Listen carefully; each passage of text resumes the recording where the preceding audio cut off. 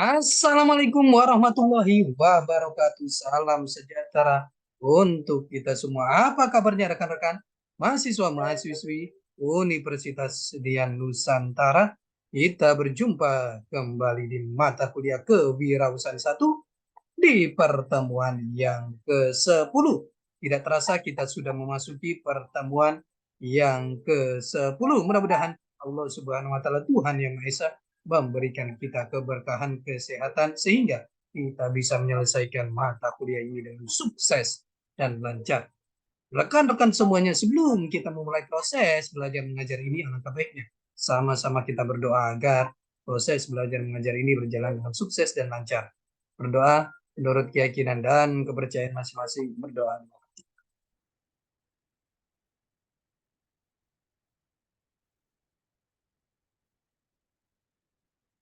Selesai. Rekan-rekan semuanya, di pertemuan yang ke-10 ini kita akan membahas materi yang sangat menarik sekali. Mohon izin saya share materinya. Di pertemuan ke-10 ini kita akan membahas materi mengenai penerapan manajemen pemasaran dan sumber daya dalam berwirausaha atau organisasi bisnis.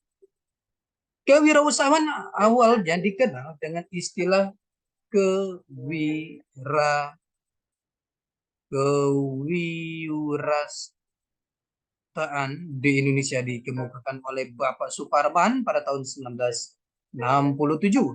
Berdasarkan suku katanya, wira swasta terdiri dari wira berarti berani, swa berarti sendiri, dan sta berarti berdiri.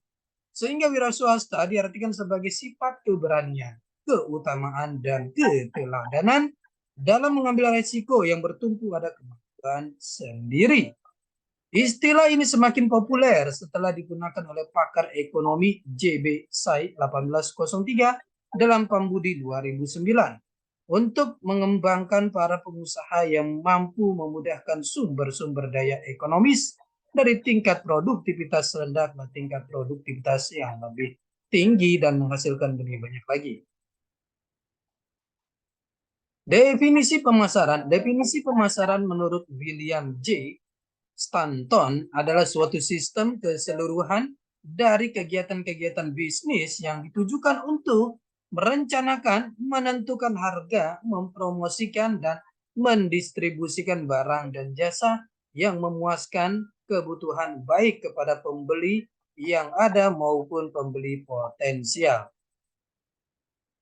Definisi pemasaran menurut Philip Kotler adalah suatu proses sosial di mana individu dan kelompok mendapatkan apa yang mereka butuhkan dan mereka inginkan dengan menciptakan dan mempertahankan produk dan nilai dengan individu dan kelompok lainnya.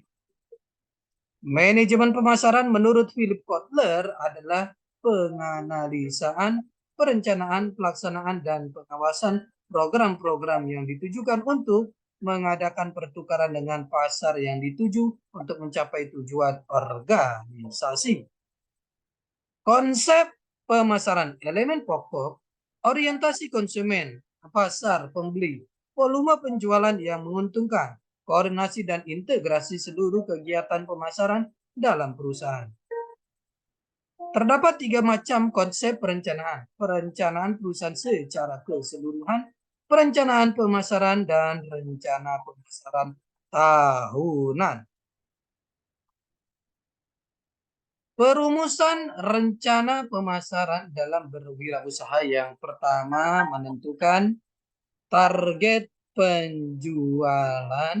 Yang kedua, menetapkan anggaran pemasaran. Yang ketiga, alokasi marketing mix. Yang keempat, penetapan harga. Dan yang kelima, alokasi anggaran pemasaran pada produk. Itulah perumusan rencana pemasaran atau marketing plan. Strategi pemasaran yang pertama memilih konsumen yang dituju. Yang kedua mengidentifikasi konsumen. Kita lihat di sini mengidentifikasi konsumen.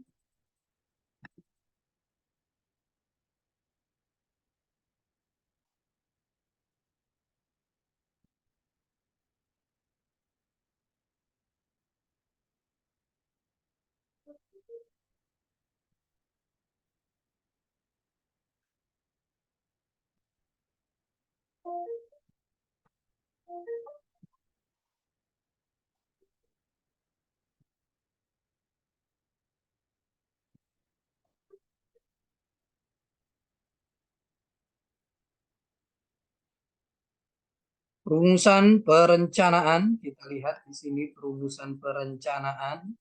Berapa perumusan rencana pemasaran, target penjualan, anggaran pemasaran, alokasi marketing mix, penetapan harga, dan alokasi anggaran pemasaran pada produk. Strategi pemasaran. Yang pertama memilih konsumen yang dituju. Yang kedua mengidentifikasi keinginan mereka. Yang ketiga menentukan marketing mix. Yang keempat produk, harga, distribusi, promosi, terus faktor-faktor lingkungan, organisasi, riset pemasaran, dan di sini adalah pasar. Konsep strategi pemasaran. Yang pertama segmentasi pasar, ditentukan dulu segmentasi pasar. Yang kedua penentuan posisi pasar atau positioning. Yang ketiga strategi memasuki pasar. Yang keempat strategi marketing mix atau bauran pemasaran, dan strategi penentuan waktu. Manajemen distribusi pengembangan, kita lihat manajemen distribusi pemasaran dalam berwirausaha. Pengembangan strategi yang searah diarahkan atau didasarkan pada berbagai keputusan yang berkaitan untuk memindahkan barang-barang secara fisik maupun non-fisik guna mencapai tujuan perusahaan dan berada di dalam kondisi lingkungan tertentu. Saluran distribusi konsumsi, produser, konsumer, produser retail konsumer, produser wholesaler retail konsumer, produser distributor retail konsumer, produser agent atau broker wholesaler atau distributor retail dan konsumer. Saluran distribusi industri, manufaktur konsumer, manufaktur retail konsumer, manufaktur wholesaler retail konsumer, manufaktur wholesaler jobber retail konsumer. Faktor pemilik saluran distribusi, yang pertama pertimbangan pasar, yang kedua pertimbangan barang, yang ketiga pertimbangan perusahaan, dan yang keempat pertimbangan perantara. Jumlah perantara distribusi, ada distribusi intensif, ada distribusi selektif, dan juga ada distribusi eksklusif. Kita lihat di sini ya contoh-contohnya. Distribusi intensif, distribusi selektif, ada produsen, agen, pedagang besar, pengecer, konsumen, dan ada distribusi eksklusif. Strategi distribusi jenis barang konsumsi, convenient, panjang salurannya, umumnya panjang, alternatif, strategi distribusi intensif, pola distribusi dalam pasar yang ada, menyebar atau banyak. Jenis barang konsumsi shopping, panjangnya saluran, umumnya sedang, alternatif, strategi distribusi selektif, pola distribusi dalam pasar yang ada, jarang atau beberapa. Jenis barang konsumsi spesial, panjangnya saluran, umumnya pendek, alternatif, strategi distribusi eksklusif, pola distribusi dalam pasar yang ada, yaitu terpusat. Pengenalan pasar atau market dalam berwirausaha.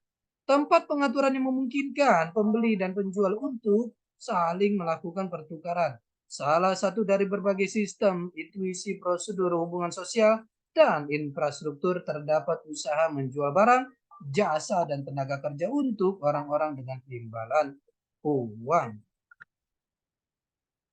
Teknik pengenalan pasar ya, mengelompokkan pasar, the market, masa peredaran barang dan jasa, dan analisa SWOT atau SWOT analisis bicara tentang strength, weakness, opportunity, dan trade. Strategi pemasaran alat fundamental yang direncanakan untuk mencapai perusahaan dengan mengembangkan keunggulan bersaing yang berkesinambungan melalui pasar yang dimasuki dan program pemasaran yang digunakan untuk melayani pasar sasaran.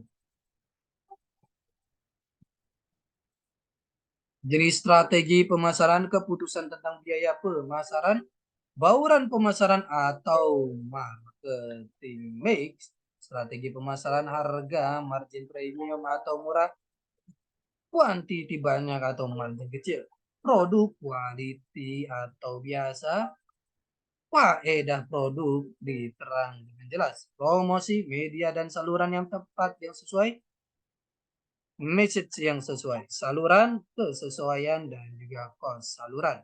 Alokasi pemasaran dengan wirausaha, kita lihat digital marketing.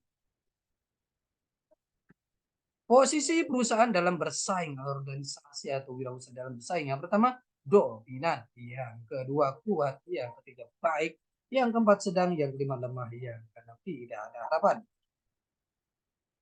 Strategi pemasaran, satu, menembus pasar. Kedua, mengembangkan pasar. Ketiga, mengembangkan produk. Keempat, diversifikasi produk. Kelima, menerapkan biaya murah. Ketujuh, memfokuskan pada pasar. Dan terakhir, diferensiasi produk. Bauran pemasaran Kotler dan Gary Armstrong adalah kumpulan alat pemasaran taktik terkendali yang dipadukan perusahaan untuk menghasilkan respon yang diinginkannya di pasar sasaran. Terdiri dari produk, terdiri dari produk, target market, product, place, promotion, price. Marketing mix 4P, the marketing mix. Kita lihat di sini ada produk, price, place, dan promotion. Rekan-rekan semuanya, ini adalah pertemuan kita yang ke-10. Kita akan berjumpa di pertemuan selanjutnya. Tetap semangat belajar untuk mencapai kesuksesan. Salam sehat selalu. Assalamualaikum warahmatullahi wabarakatuh.